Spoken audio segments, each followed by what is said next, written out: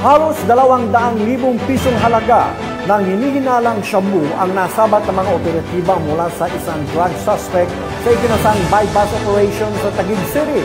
Nakibalita dyan si Patrolwoman Mary Tony Veva. Hinihinalang suspect sa pagbebenta ng ilegal na droga ang inaresto ng Station Drug Enforcement Unit ng Taguig City Police Station nitong Lunes lang sa Barangay Lower Bikutan, Taguig City. Ayon sa investigasyon, nahuli ang suspect sa isinagawang drug bypass ng mga operatiba laban kay alias Mukhtar, 38 anyos. Ayon kay Police Major Cherilyn Agtara, Chief Public Information Office ng Taguig City Police Station, ay dati nang may criminal record sa kaparehong kaso ang suspect at ito ay tinaguri ang street-level individual. So ang background po nitong suspect natin na to, siya po ay itinuro ng isang witness or yung confidential informant po pumunta sa office po ng SDEU dito sa Taguig City Police Station.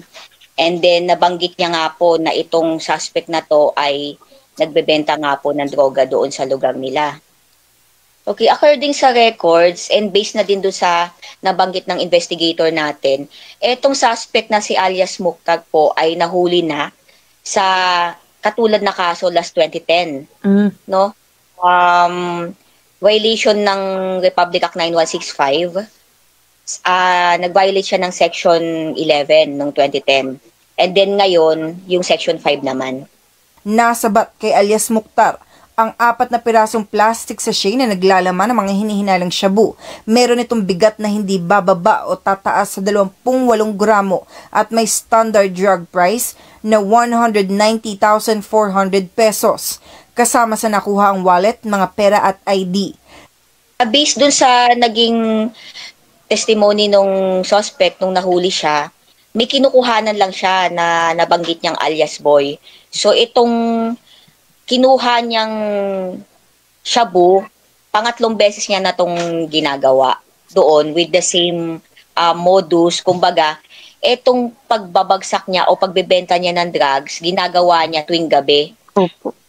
Specifically dito sa isang bake shop na located dito sa Lower Bikutan. So sa tapat nitong bake shop, doon siya nakikipag-transact doon sa mga customer niya.